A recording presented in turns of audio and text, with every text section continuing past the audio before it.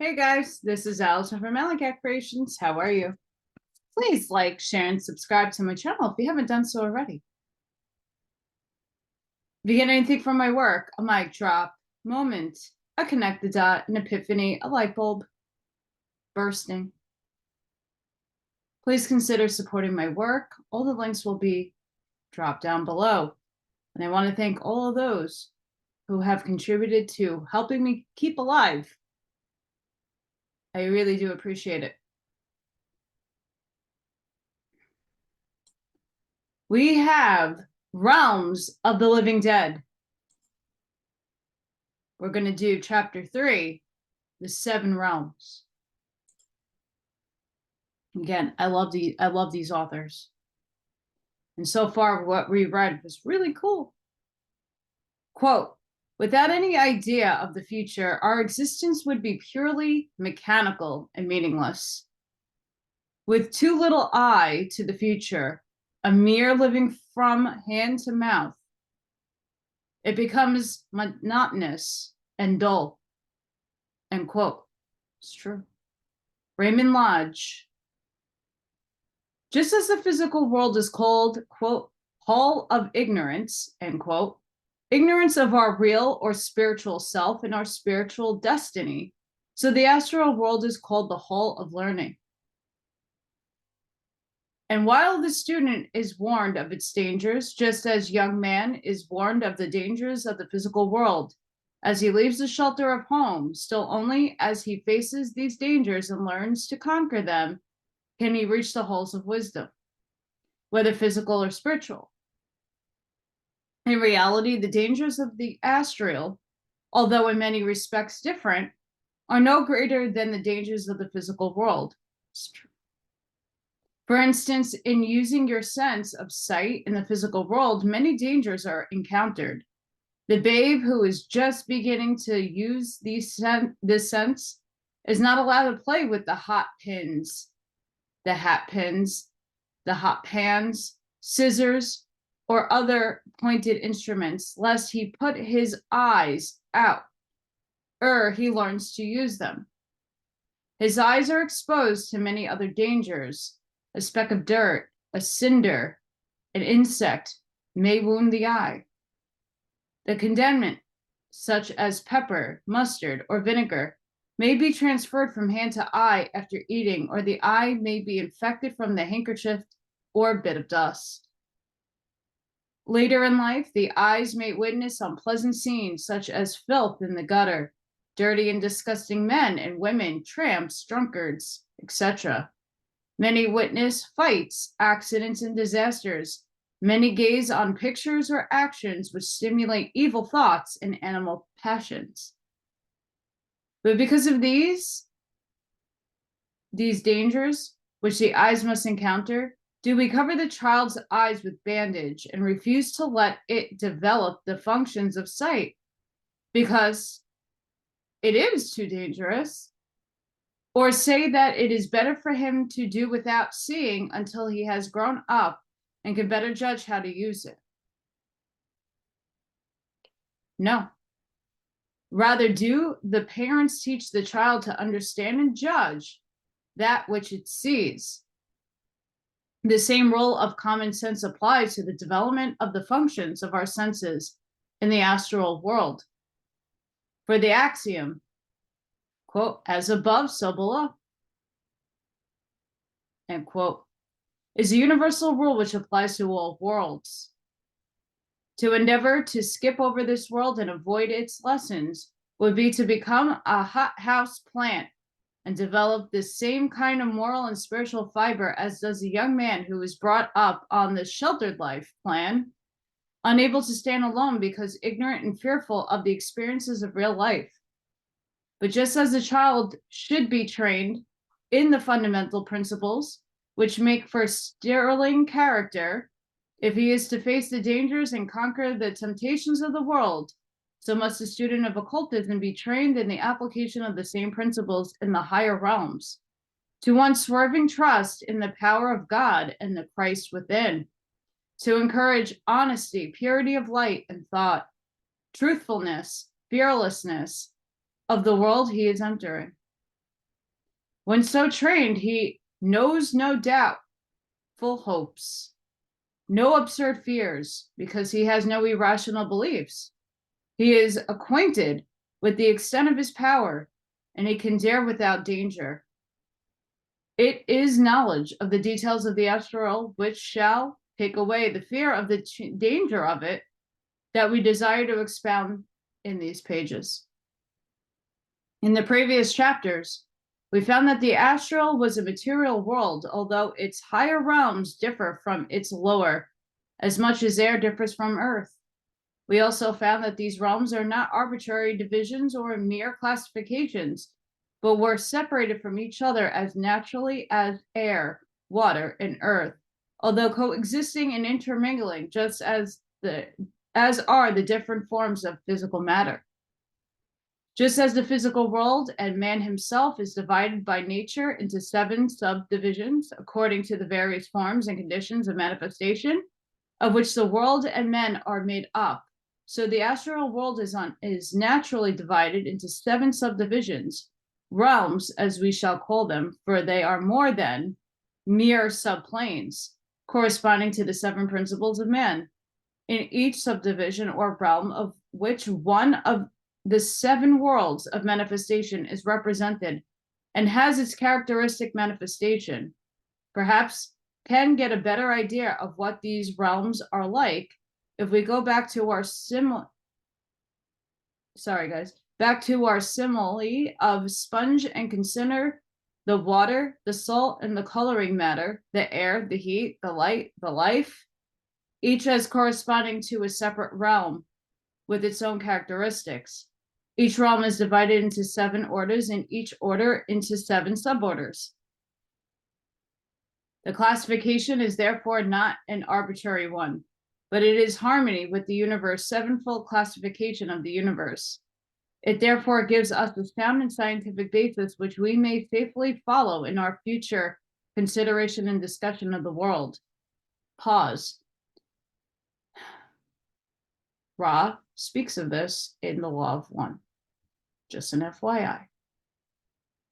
These are 7 realms. We are classified as follows, given their correspondence to the worlds of manifestation.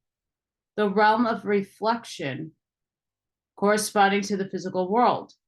The ethereal or etheric realm, corresponding to the astral world. The realm of the life force or vital realm, corresponding to the world of life force or pattern world. The desire realm, corresponding to the desire world. The mental realm, corresponding to the mental world. The spiritual or in-spiritual realms, corresponding to spiritual world. And then 7, the divine or ecstatic realm, corresponding to the divine world.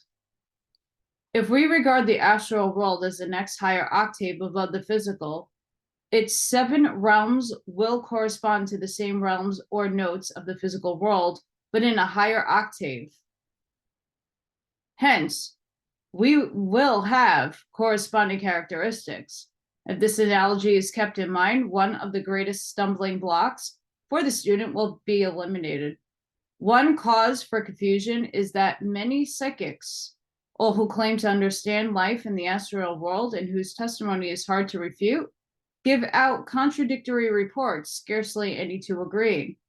But we would get just as differing reports if we asked a miner who spent his life underground, a deep sea diver, a sailor, or a farmer, an aviator, to describe life in the physical world as he saw it in the realm of which he worked.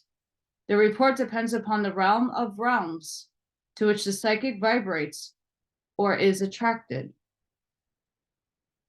I say this all the time. I'm going to put a pause right there. It's not that when someone looks into my future or into my past is really defined. The future is not. And it's up to the timelines that someone is picking up on and seeing in. And how many times my timeline changed and what the psychics and mediums have told me have changed, not because they didn't happen, it just didn't happen in this timeline. That's why I really don't do readings. because I'm in the here and the now. So if it's not in the here and the now, it could or could not be manifested, but it could be manifested in a different timeline that I, changed because I'm on my higher path. If the psychic reaches but one realm, the others are just as non-existent, as are the 7 prismatic colors to one who is born colorblind, or as to other musical tones to insects which respond to but one. This, together with a further illustration gives under each heading, will explain the discrepancies. The conflicting statements which are so puzzling to the student. To gain a true understanding of the astral world, we must take the statements of any one psychic, but must study the philosophy of the world under those great teachers who have mastered the astral as well as higher worlds and are able to express their knowledge in convincing and scientific manner. Since the astral world as a whole is a world of sensation and desire, all its realms partake of those characteristics, although greatly enhanced and intensified by the far more ethereal conditions of that world.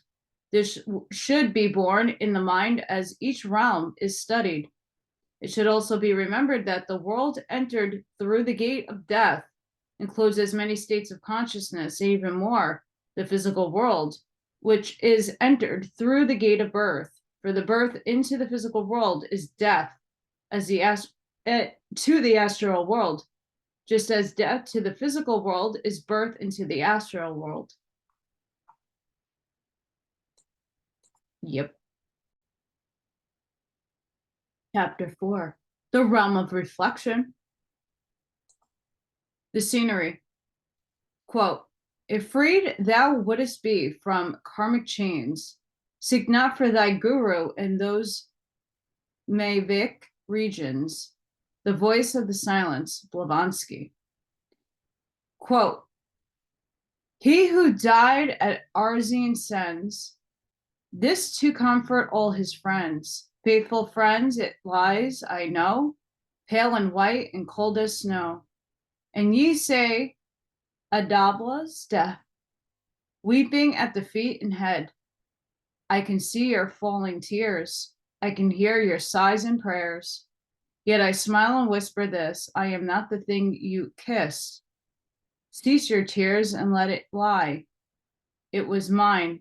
It is not I. After death in Arabia, Arnold. The first realm above the physical world, in rate of vibration, we term the realm of reflection. Plato's Cave.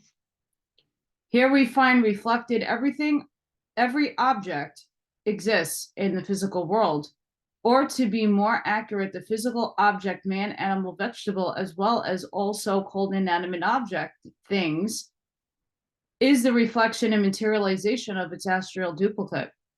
Here we find the astral pattern of all living things, but everything is seen reversed as in a mirror.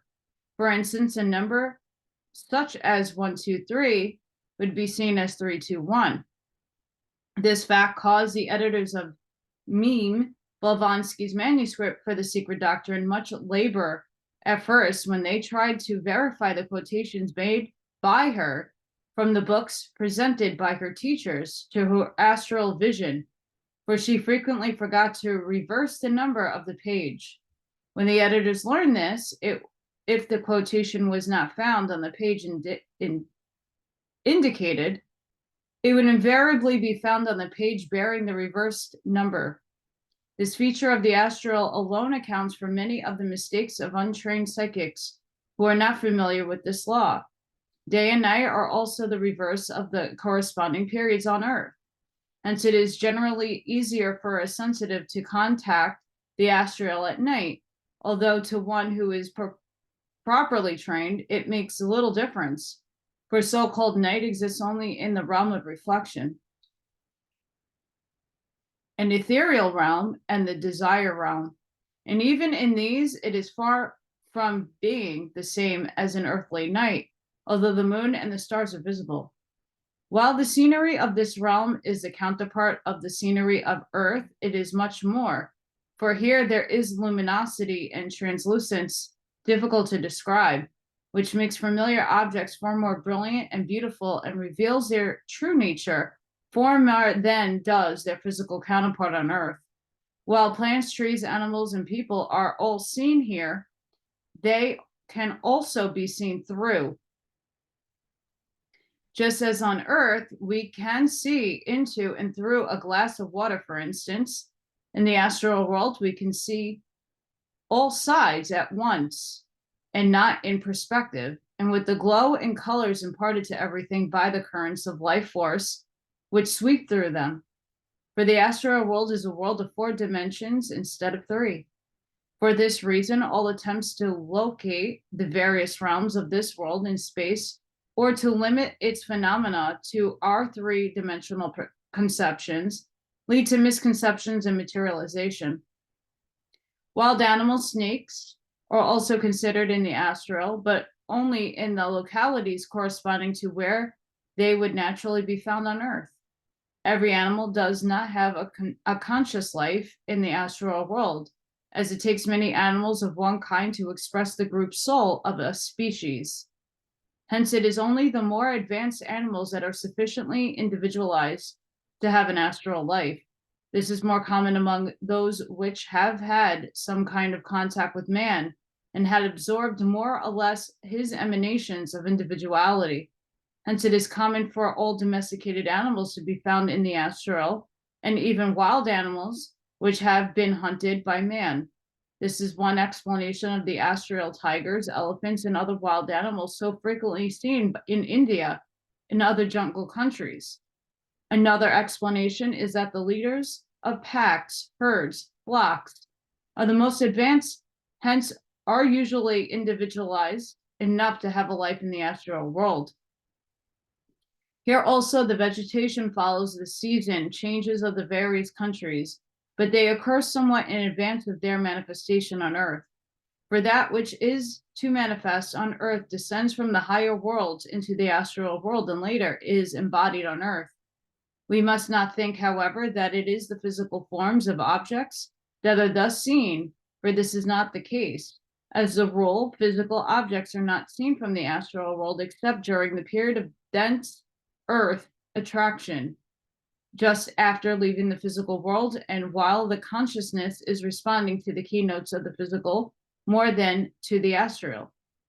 Since love is the greatest attractive power, one in the astral may choose to remain in close physical contact with a loved one on Earth for many years.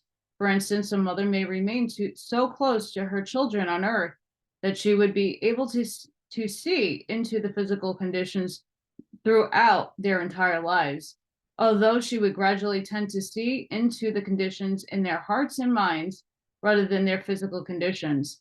There are, however, certain exceptions.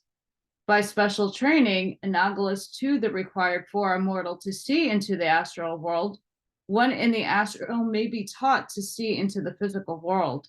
For the astral body, when purified, it emanates a form of radiance, which under proper conditions can be projected into the dense physical matter and thus make the physical visible. Also, the presence of a certain type of physical medium enables the one in the astral to see physical objects and persons. Otherwise, the objects of the physical world are just as non-existent to the dweller in the astral as are the things of the astral to the average dweller in the physical.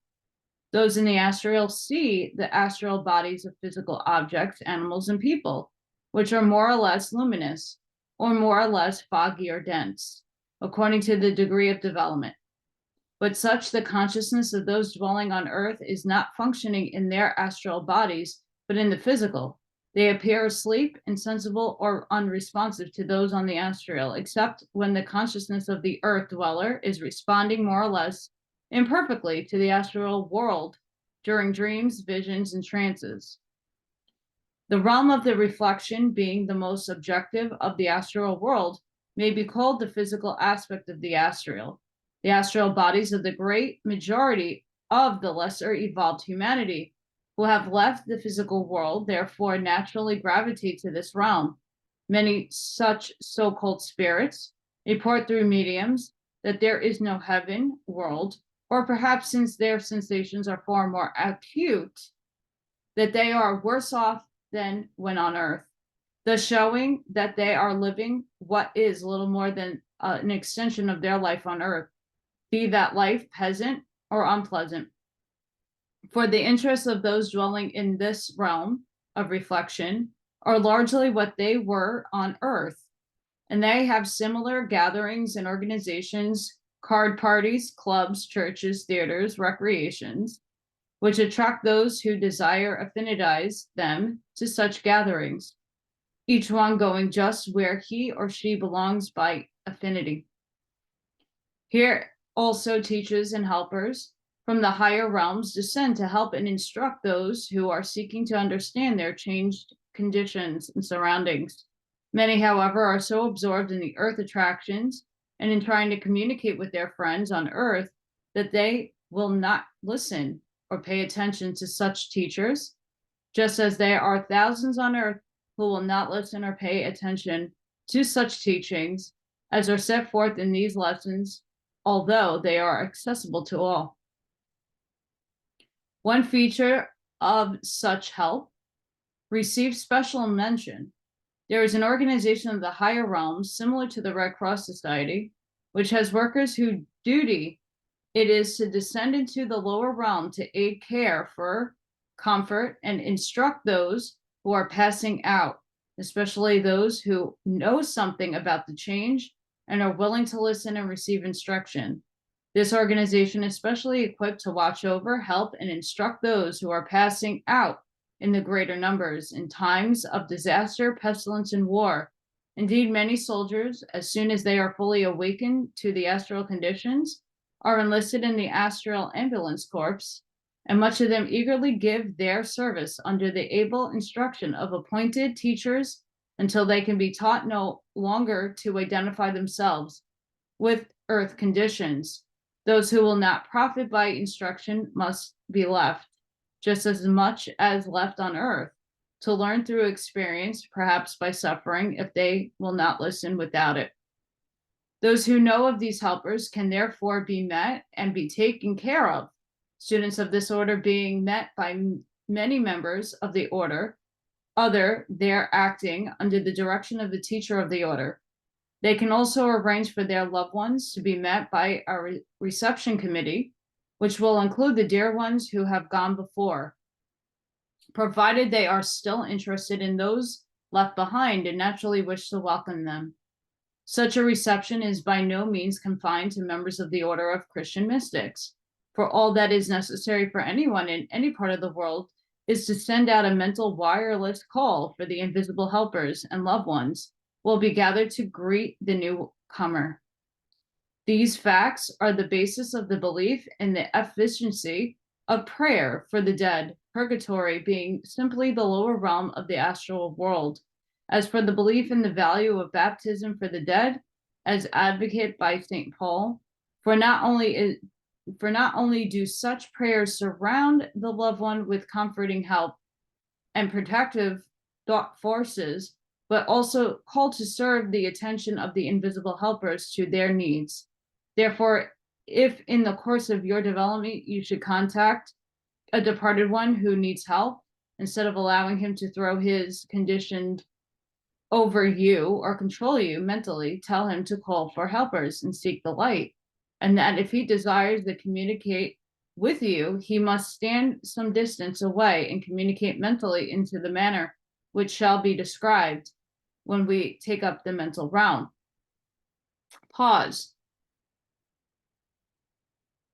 The Urantia book goes into this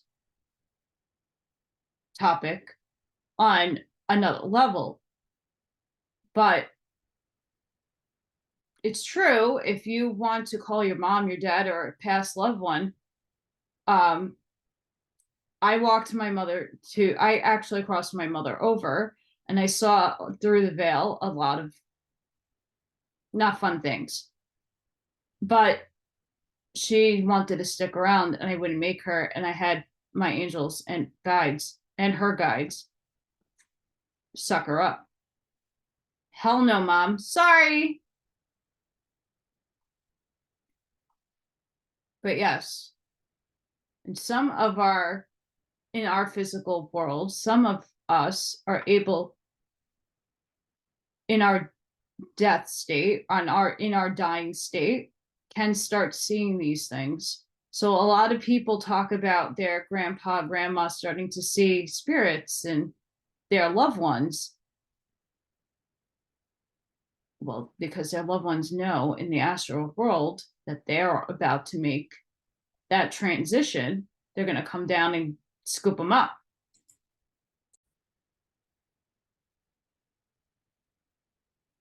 Sorry, I had to pause.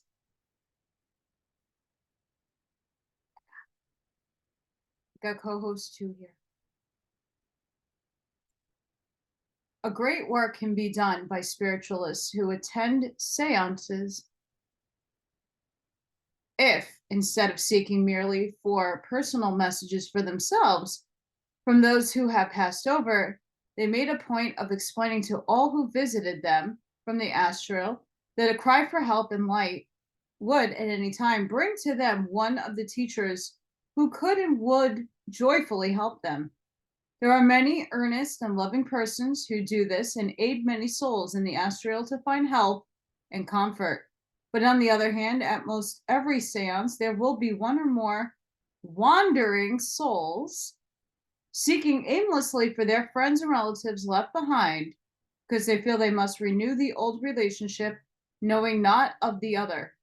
Children are often heard crying for a mother, also mothers seeking their children, and if their relative happens not to be known by the sitters, how often selfish and heartless remarks are made, such for instance as no one here knows your child, so pass on, when one word of help would mean so much. It should be clearly understood that no one is confined to this realm of reflection, except by the density of his astral body and earthliness, of his thoughts and desires, just as no one is confined to the materialistic thoughts while on earth, unless he so desires. For in this realm, a cry or even a strong desire for light and help will bring it. While the astral body is still dense and heavy with the water vapor, gases, and magnetism of Earth, the recent deceased person is apt to think he can be transported only by walking, running, or riding in conveyance. He therefore walks or rides either in the astral counterpart of such vehicles or in the thought forms of them created either by himself or collectively by all who think they need such vehicles. Later on, they learn that so little energy is required that the astral body can be transported by the will, a strong thought or a desire to be in certain place, transporting it there almost immediately. Although there is usually a sense of definite journey through the air. During such incredible swift passage, the emanations of their auras stream out behind them and are often mistaken for wings by untrained psychics. Many mortals dream of flying through the air because they remember such journeys made in the astral during sleep, or because they can remember such experiences during their excarnate existence previous to their present incarnation. The recently deceased thinks he can be nourished only by the same kinds of food which were necessary for his physical body. In fact, the glamour of this realm makes him think that he must carry on life just as he did while on earth and subject to the same laws, and it may be a long time before he learns better. Hence, many of them are of the more ignorant and less advanced, as well as the higher lives and the gluttonous, are found thronging the kitchens of hotels and restaurants and sucking in the vapors of emanations from the food that is being cooked, as do many others in the kitchens of their former homes. The more intelligent are able to draw to themselves duplicates of their favorite dishes, the creative power of their thought forming them not a mere illusion, but from the astral emanations of the physical substances. For while the astral body still contains so much dense earth magnetism and matter the need is still felt for some form, even if it be only less than material of physical food. The law for specific gravity obtains here as well as in the physical world, just as the physical object or body will sink or float according to its density. So the astral body will sink into the denser strata or will float up into the particular stratum of realm to which it is affinitized. We are told as a man thinketh, in his heart so he is. And in the astral world, this fact becomes very apparent. Here, we literally find ourselves in the environment of our thoughts, had created living out of the true inmost thoughts and desires of our heart, which perhaps on earth we had tried to hide. For here there is no cloak to hide our true inner desires, as we think we are. Therefore, to some it is hell, to some but an extension of earth life, while just as surely to others it seems to be heaven. Both these regions will be dealt with more fully later on. You are what you think, for sure. The more degraded haunt bar rooms and brothels in an effort to still the experience of desired sensations. This phase will be treated more fully when we describe the desire realm. But as the denser atoms fall away and the earth attraction loses its power, the person finds that in some mysterious way he is transported through the air wherever in thought he desires or wills to be, and is nourished by the currents of force brought to him by the mere thought of food, and still later he forgets about the necessity for food. While the astral body may remain for a long time in this realm, the consciousness can be sour into the high. Sorry, guys, that word was crossed out. Consciousness can soar into the higher realms at any time, provide the desire to reach up is present, just as those still on earth, the consciousness can leave busy and the household pairs and soars into the realms of literature, art, science, and spiritual thought. In other words, desire is the governing factor in the astral world even more fully than on earth. But in this more ethereal world, the desire promptly brings to the condition desired, while on earth its attainment to hamper and delay by the limitations of the more dense and rigid matter, which must be overcome ere it can manifest. The substance of the astral world is ethereal, that it is molded by thought. Hence, any entity who understands the mechanism can assume any appearance it desires, even that of an angel of light, as St. Paul tells us. For instance, it is quite common for excarnate entities to copy the appearance and the manners of some great personage, and to appear to sitters at a seance under high-sounding names, generally claiming to be great teachers, endeavoring to gain the confidence of their dupes and ultimate victims through flattery, lust, or promises of great attainments or rewards to be granted. If they give implicit obedience to them, or more commonly to tell them of some great and important work, which they can only accomplish through the help of the entities. Therefore, beware of any entity, voice, or guide who tells you how great you are, were or not about to become, or who offers you great reward, or who suggests to you that someone is your soulmate, and that with this person's help, you can do great things, or who fires your imagination and stimulates your passion by giving you vague and insinuating hints of a lover, soulmate, or affinity, or some other romantic relation, for all such are seeking to enter your aura over the line of flattery, greed, or desire, that they may sap your vital life force and use you as an instrument to gratify their own desires.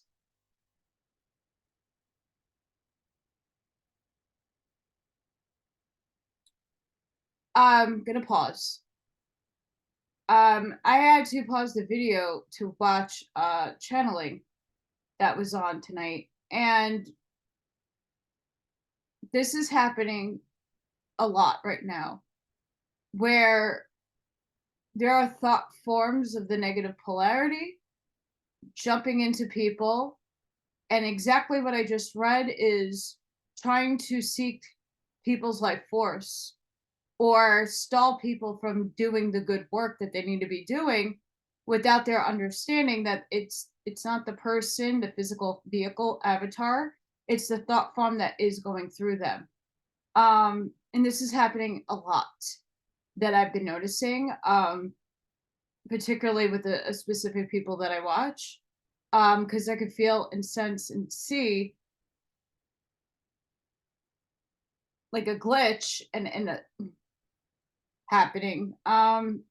So just be mindful, especially because the veil is thin. It's not a culty thing. It's real. The veil is thin. We're in Scorpio season. We're in the rebirth season, and we really need to protect your energy at all costs. You need to do cleansing and clearings as much as possible. And this has been happening a lot, what was just spoken on this work. So I just needed to put a little pause there to let you guys know that I'm seeing it, and a bunch of other light workers and people who are doing good work are seeing this as well. And we just want everybody protected. It's very vital. There are a lot of lost souls. There's a lot of evil things walking around right now trying to jump and pounce on anybody, but especially those who are substance users. And that doesn't need to be hard stuff. That could be just having a drink of alcohol. Just make sure you know what you're doing with your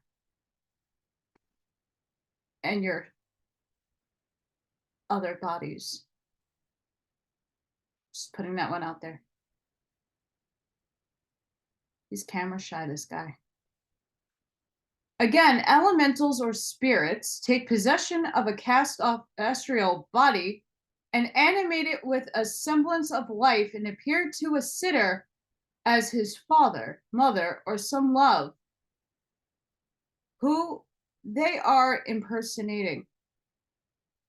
This fraud can easily be detected, however, for such one, although cunning, has but a modicum of reflected human intelligence and can seldom go further than to repeat events or phrases still pictured in the brain of the cast-off astral body, or to repeat some catchphrases used by the medium, such as "I am happy and progressing," and if asked, "How is Mary?" will say, "Mary is progressing, goodbye."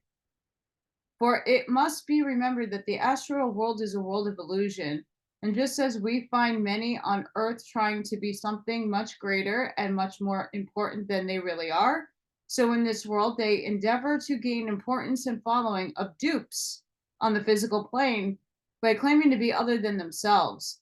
It is only dupes in the physical world, however, whom they deceive, since in the astral world, as we have explained, it is possible to see through as well around things and people, hence their true nature is plainly discerned. It's true.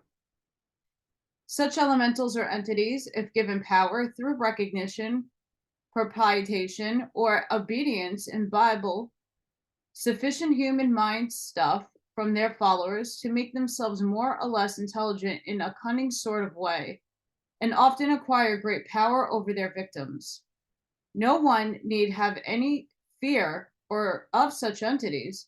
However, for two reasons. First, one would seldom encounter such entities unless be affinitized with them, hence attracts them to him, or unless he seeks them out, just as he would seldom come into a contact with a drunkard, criminal, degenerates on earth unless he deliberately entered their habitat.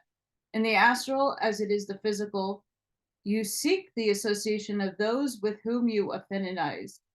Second and most important, no one should fear the entities of the astral because they can always be controlled or driven away by the invocation of spiritual light, either through prayer, a challenge as to their identity in the name of the living Christ, or a determined demand for truth, such as we give more fully elsewhere.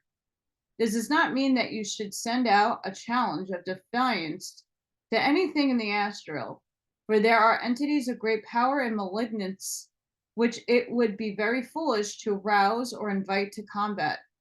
But it does mean that you have a sure means of protection against anything you may encounter in the course of your normal development. All messages received from the departed must be received with the same good common sense and be judged by the same standards that you would use in dealing with the world. Indeed, even greater caution must be used since the glamour and delusion of this realm is more difficult to resist. Yet good sense and have a firm trust in the power and protection of the Christ within can make you fearless and able to cope with the deceptions. In it, thy soul will find blossoms of life, but under every flower a serpent coiled. Here also found the astral graveyards where the discarded astral bodies are gathered. Crazy. Chapter 5, and this will be the last one. It's semi-long. The astral double.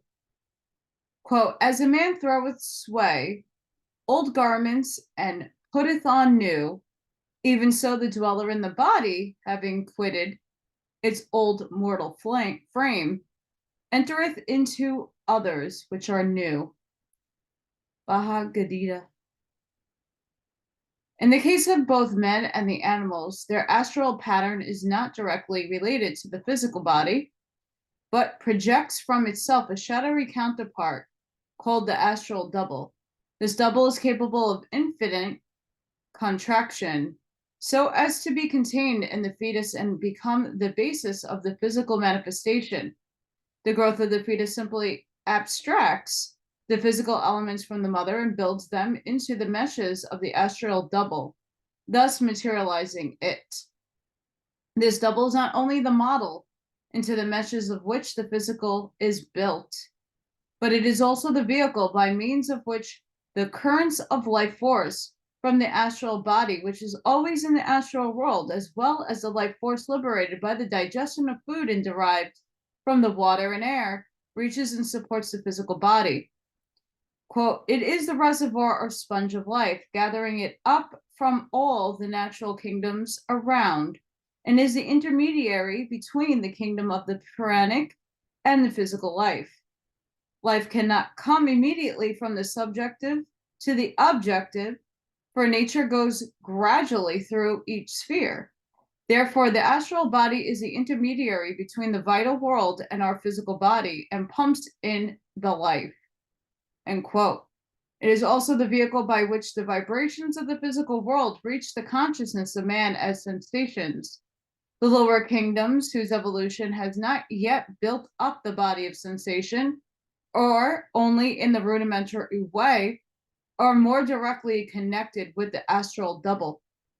The above explains why all forms of life cease to grow in size when the astral double has been materialized in its full size, for then no further increase in size can take place. In cases of I can't project this word out, guys. I'm going to try myzecdema or giantism. There we go. When the body continues to grow enormous feet and hands, or a height of 7 or 8 feet, the continued growth is due to a deficient or a disease of the astral centers governing growth, a condition which can frequently be cured by remedies affecting those centers, especially the thyroid gland and the hypophysis cerebri. Death is therefore simply the withdrawal of this finer astral double and its contained life force from the physical shell. It is the withdrawal of this definite body that gives to the outer body that is left behind the shrunken and cadaverous appearance seen in so-called death. This also accounts for the loss in weight of the physical body immediately after death, and before evaporation could account for less. Physical scientists who have investigated this subject claim that the ounce or two lost in weight represents the weight of the soul, whereas it is simply the weight of the dense astral double that is missing. This astral double is attached to the physical body by an astral cord, something like an umbilical cord, which is not permitted to withdraw very far from the physical. Although in some mediums, it can be extruded to a considerable distance and be used as the basis for the materializations. Normally at death, it should be indrawn into the astral body proper, although it is often left floating near the physical corpse. And in certain atmospheric conditions, it can be seen objectively by the physical sight as a wraith or ghost.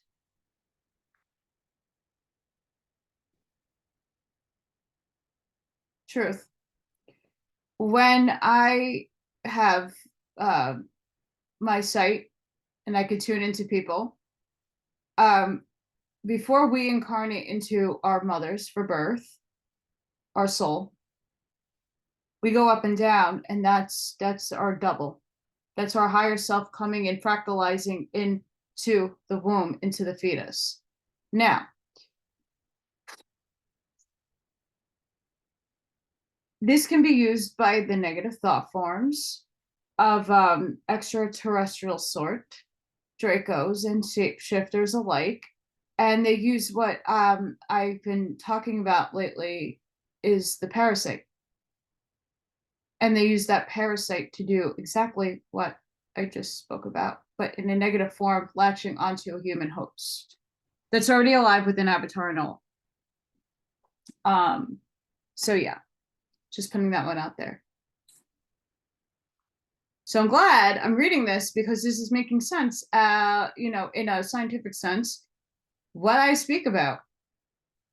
Since the astral body is the counterpart of the physical, when it withdraws from the physical, it bears the exact likeness of the mortal, which all the distinguishing marks, molds, and it possessed at the time of transition.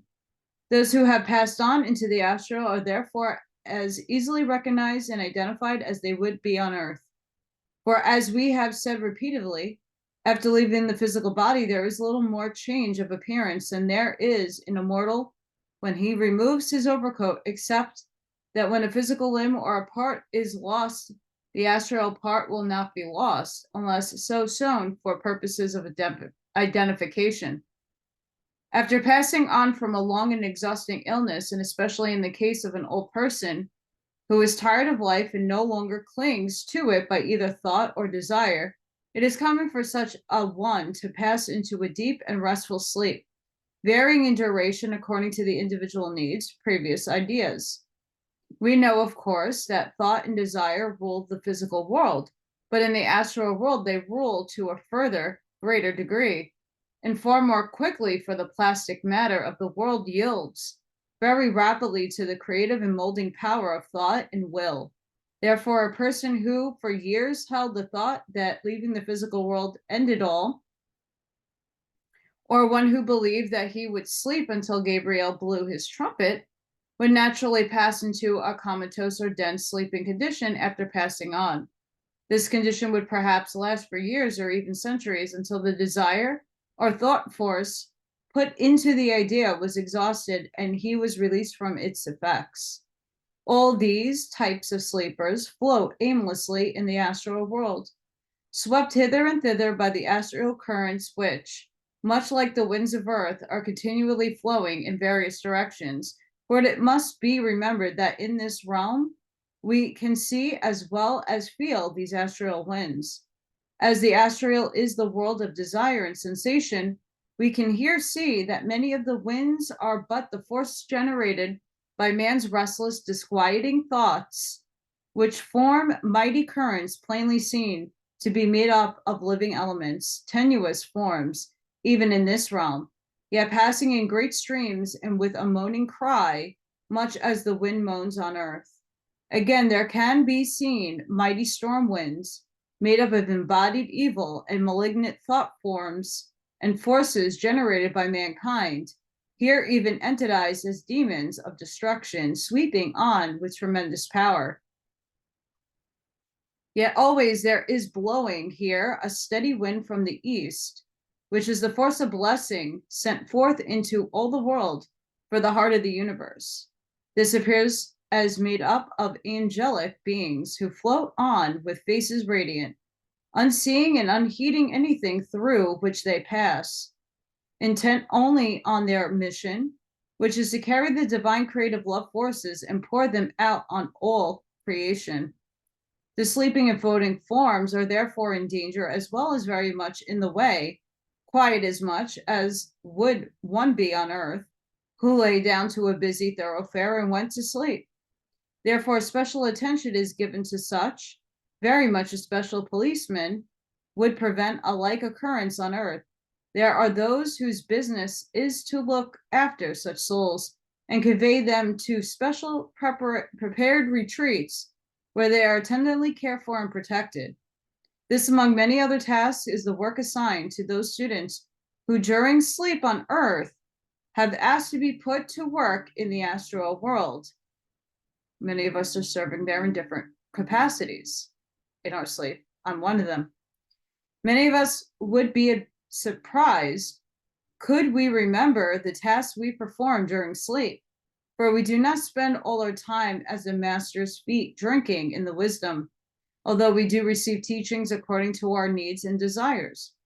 Those who sincerely wish to learn are taught through experience the great lessons of humility by learning to perform gladly the most menial tasks, and in time the quantities of sympathy for the helpless, willingness to help without seeming recognition, and the humility needed to do the little things are incalculated in our souls and later being to manifest in our lives. Then and then only are we assigned to more important tasks. Those who wake up immediately or soon after passing on usually have a short period of confusion while they are getting their bearings, much as one is sometimes confused on waking in a dimly lighted room, which seem full of vague shadows until one is fully awake and recognizes things as they are. Too many, this transitory conditions inspires fear, especially if they passed on with the fear of death, but with the help of their loved ones or others duly appointed by the masters, this fear soon passes, and they realize what the change is that has taken place. The thing to impress upon the minds of all is that the moment a soul cries out for the light and help, at that moment help is sent. And when one is passing through the change called death, if the friends and relatives send up the prayer of faith that the soul shall be met on the threshold of other world, it will be done. Especially is it true of those who either belong to this order or who have friends or loved ones who are about to pass over. If they write to this center and request help, some of the many of the astral world who are trained and taught and organized for this purpose will prepare for the coming soul, much as the birth of an infant on the earth is prepared for. They will also notify the personal friends of the ones passing over to meet them, and will see to it that if such a one sleeps for even a long time, he will nevertheless be watched over and protected, so that when he does awaken, there will be some loving faces to allay even a momentary pang of loneliness or fear, and to explain to him the nature of the new condition of life. Many, however, are not welcomed, owing to the fear inspired by their false earthly teaching. For instance, we have known a wife who solemnly enjoined her husband as he was passing on, "Don't you dare come back around me." At her passing on, karmic law would not permit him to know of it or to meet her. Those who are not thus met naturally to not know where they are or why they are surrounded by such unfamiliar conditions, or they may for a time think they are dreaming. They may remember that they have been sick, but think they have just wake up from a night's sleep. Others, when they awaken to the fact they are not really dead, but are as much as alive as ever, cannot believe they have crossed the great river and entered another state of existence.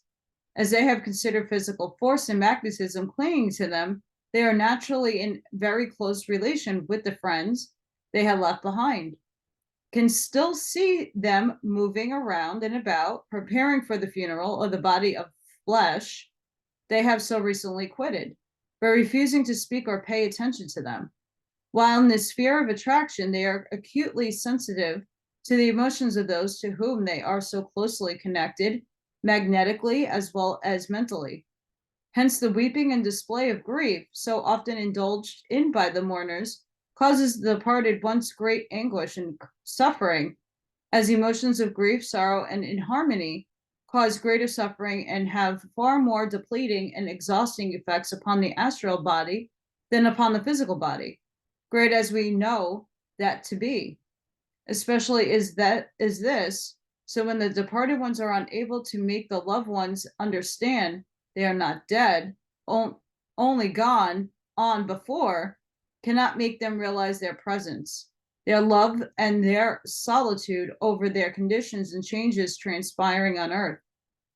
Therefore, a little emotion as possible should be displayed over the passing of a loved one, especially at the time of passing when everything should be peaceful and calm, and for the first few days afterwards, while the loved one is still closely enmeshed in earth conditions. Particularly, this is true of those who pass out through accident while in the full vigor of life. Such persons still have so much physical life force and magnetism in their auras that they remain so close touch with earth conditions for long periods, at last as long as they would normally have lived for their accident. We should say farewell to our loved ones with no more grief than would be a natural when they are starting on a new journey on which they would be absent a number of years. For we will see them again. We will follow them just as surely as on earth if they journey to their new home. Instead of spending time and add force in useless grief, and mourning, the time should be spent in quiet meditation in an effort to correlate our consciousness with theirs and assure them of our love and understanding. Mourning clothes should not be worn, or should constant visits be paid to the grave. For all such acts and thoughts tend to hold the departed one down to the discarded body through the law of attraction. It's true in a lot of cases. The recently deceased is often strongly, even morbidly attracted to the discarded physical body for some time, hence haunts its burial place, but is thus held only as a result of thought or desire to see what becomes of the former outer garment it wore while on earth. Cremation is therefore always desirable, not only because more sanitary and less revolting to think of, but because it consumes the physical magnetism, and this releases the deceased at once from the source of attraction to the physical world. But great care should be taken to see that the cremation is not carried out until the astral body has had time to withdraw completely from the physical body, or considerable suffering to the departed be what departed one may result. So all of those whose bodies have thus been cremated somewhat prematurely have complained to us and requested that we give the above warning in teachings. Another reason for delay is to be sure that the person has really left the body permanently and not temporarily, as in a state of trance. The best indication as to the proper time for cremation is when definite signs of physical disintegration appears. The attending physician should be requested not to sign the death certificate or permit embalming until these signs appear to, or until a trained and reliable psychic is available and able to definitely assert that the soul has completely left the body. Find that interesting. And again, we have to recognize with this book when it was written, and it was written in a time where mysticism was like at its height, and people didn't really understand like the burial nonsense and laws and rules of every religion is different.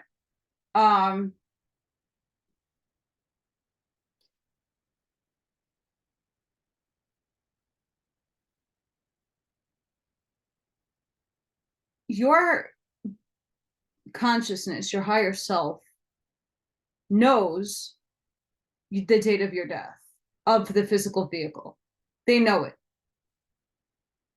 That's divinely planned out and imprinted in your blueprint, in your DNA, in my opinion.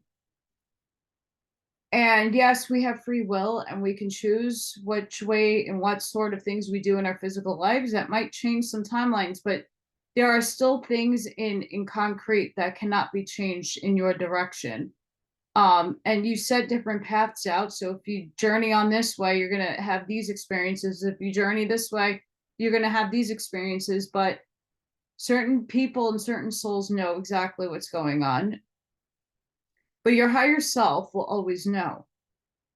So you should not fear anything, and you should not worry about, burial or cremation rites, because your higher self and your angels, unless you're attached to things, will take care of you.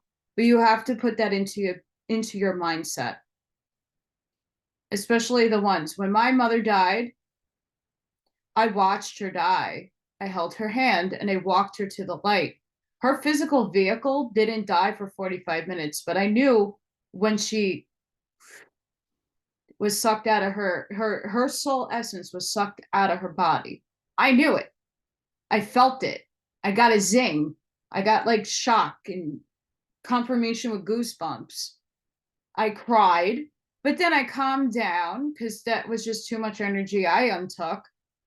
And then 45 minutes later, watching her body just disintegrate, I sent her more love and peace, and I'm going to be okay. Please do not stay. Do not come back down. You're going to go hang out with Dad. You'll see me later when you heal. And then you can come and hang out with me in the house, but you'll up the light. And that's what happened. That's exactly how it happened.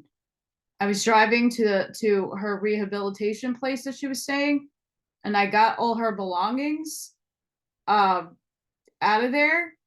And on my way back home, I felt her come over me and like calm me down. It's like, I made it. I'm okay. Thank you. Her funeral, I was smiling when they put her into the ground. While everybody else was kind of crying and upset, I was smiling because I knew where she was. I don't want my parents in the cemetery. I don't want their essences there. No thanks. I want them upstairs partying and having a good time. Right? And I think all of us do too. It's hard when you have something detached from you, a loved one, and someone that you really, really loved and were attached to. It's not easy for us to handle those emotions. But when you understand the process of death and you understand you're just transforming, the game changes. But you really have to actualize that understanding. You can't just think it. You have to actually actualize it into yourself. It's that your heart space is open enough to understand that you're going to go to the light if that's what you choose to do. You're going to see your loved ones again. And knowing that you can always come down and view them and visit them and send them little signs, you could do that. My parents come in cardinals. I have pictures of it. My grandmother was a butterfly on my finger while I was at work. My mom and dad send me pennies and dimes all over the place just to say, hey, I'm here. So guys, again, this was written in a very interesting period of time in America, that they were just trying to grip the meaning of all this. But we've come a very long way in terms of science and in terms of metaphysics and understanding the paranormal. And this is a lot of concrete stuff, don't get me wrong, it's on it. But we've moved into this, we got to get out of the fear paradigm into the light paradigm. So I just wanted to touch on those points. I think it's very important that we also know that we should be, if we feel angst and we feel entities around us, or you have a child or anybody that's around you that's open to seeing these things, don't be quiet about it. There's always people out there willing to help. And sometimes if their modalities don't help, there's other people that can help you. Everybody has a specific gift and specialty when it comes to mediumship, psychic, and whatever have you. Everybody has a different key in their vibration to do something. And sometimes they're not the right people. Do not give up. Okay. But you can do things on your own. And there's a lot of websites and a lot of things to do that. I'm going to leave this here, but I'm going to say something because Halloween is around the corner. So, whatever you would like to celebrate. A lot of children and teenagers like to play the games in the mirror and calling entities. A lot of people like the Ouija board, and a lot of people like to pick up dowsing rods and pendulums because it's cool. It looks fun. Great, right? No. The Exorcist movie is pretty much on target with what can happen to you if you're not protecting your soul and your physical body and your essence. Don't have your children doing those things. Do not have your teenagers doing those things, especially now because of what's been happening around the world. The demonics are out and they will latch onto anything. Only use those devices if you really know how to protect your soul and your body and those around you. You are calling in a lot of danger if you think it's a funny, fake shit. The veil is thin as it is, but it's going to get thinner. And they want those children's essences really easily. So just make sure with your children, you are setting that tone with them that if a friend wants to go look in a mirror and call an entity out, no. Guys, I have a fucking portal in my room. And I had mirror matrixing happening where entities were trying to come out of my mirror. Okay, until I took the mirrors and it smashed them and threw them out. And I know what was coming out of there. And I saw it. My mom saw it. It's not a joke. And I didn't call anything out of it. That's just me. Right? But just imagine you have something like that in your area and you are not aware of it. And your kid does that and something attaches itself to it. And now your kid is oppressed or depressed or possessed. It's happening to people and they're very unaware of it. So please just understand, I get it. A lot of things are fun, but you got to use these tools with great responsibility and with the best intentions of light. Calling in dark entities is not of the light, and that is a recipe for disaster. So please just recognize that as we're getting closer to Halloween and Day of the Dead and whatever else you would like to celebrate. Please be safe and please understand what I read was really on it. And I just want to caution people. I think this book is very important, even a little outdated on some stuff, but on it. So please take heed because I'm seeing it. And a lot of other people who are light workers, who have abilities are seeing it too. I'm not alone in my thinking. I'm not just making this shit up. So I just want to caution everybody, especially those of you who have children, those of you who have or know you have nieces and nephews. Halloween is a very, fun, creative holiday. I hope that it stays that way, where you could be whoever you want. You could be the superhero. You could do whatever you want. and have fun, right? You want to be a kid at heart. But when you're in situations where you're doing things that you shouldn't be doing because you're not experienced, this is how things happen. So just be careful this Halloween, especially, you know, the world is not in a topsy-turvy time. The energies are trying to cleanse this negative energy out, and I wouldn't want to see any children harmed or people harmed because they're unaware of what they're bringing and calling in. So with that, sending each and every one of you love and light. Please have an amazing and beautiful Halloween. I know the kids are having fun. I love seeing the little kids dress up and look cute. Please be safe. Check those candy buckets. Make sure that, you know, candy is it's a nice indulgence, but make sure the kids are not eating the whole entire thing. They'll drive you nuts. You don't want that. And I'll see you on the next one, guys. Bye.